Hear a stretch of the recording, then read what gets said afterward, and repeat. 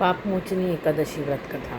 महर्षि लोमश ने कहा, हे नृपति, चैत्र मास के कृष्ण पक्ष की एकादशी का नाम पाप मोचनी एकादशी है। उसके व्रत के प्रभाव से मनुष्यों के अनेक पाप नष्ट हो जाते हैं। मैं तुम्हें इस व्रत की कथा सुनाता हूँ। प्राचीन समय में चैत्ररथ नामक एक वन था। उसमें अप्सराएं किन्नरों के साथ विहार करती। वहाँ सदैव वसंत का मौसम रहता था, तो उस जगह सदा नाना प्रकार के पुष्प खिले रहते। उसी वन में मेधावी नाम के एक ऋषि भी तपस्या में लीन रहते थे। वे शिव भक्त थे। एक दिन मंजू घोषा नामक एक अप्सरा ने उनको मोहित कर उनकी निकटता का लाभ उठाने की चेष्टा की, इसलिए वह कुछ दूरी पर बैठकर वीणा बजाकर मधुर गान करने लगी। इस समय शिव भक्त महर्षि मेधावी को कामदेव ने भी जीतने का प्रयास किया और इस तरह कामदेव अपने शत्रु भक्त को जीतने के लिए तैयार हो गए। उस समय महर्षि मेधावी युवावस्था में थे, काफ़ी हृष्ट-पुष्ट थे। वे दूसरे कामदेव के समान प्रतीत होते थे। मंजू घोषा के मधुर गान तथा सौंदर्य पर वे भी मोहित हो गए और अप्सरा मेधावी मुनि को कामदेव से पीड़ित जानकर उनसे आलिंगन करने लगी। काम के वशीभूत होने के कारण मुनि को उस समय दिन रात का कुछ भी ज्ञान ना रहा।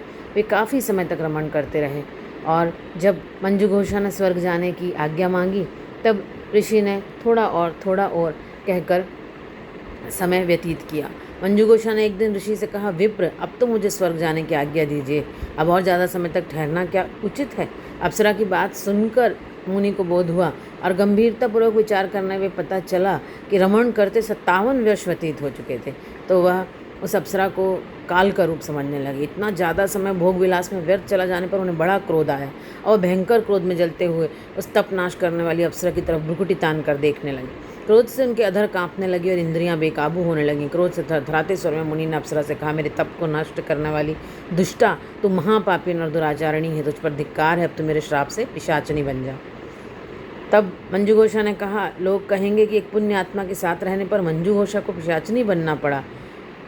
मंजू घोषा की बात सुनकर मुनि को क्रोध पर अत्यंत ग्लानि हुई और फिर उन्होंने बोला कि चैत्र मास के कृष्ण पक्ष की जो एकादशी है उसका नाम पाप मोचनी है। इस एकादशी का उपवास करने से तेरी पिशाचनी की देह से मुक्ति हो जाएगी। फिर वे अपने पिता श्री च्यवन ऋषि के पास गए। च्यवन ऋषि ने कहा, हे पुत्र, ऐसा क्या किया है तूने कि तेरे सभी तप नष्ट हो गए और तेरा समस्त तेज मलिन हो गया? मेधावी मुनि ने लज्जा से सर झुकाकर सारा वृत्तांत कह सुनाया।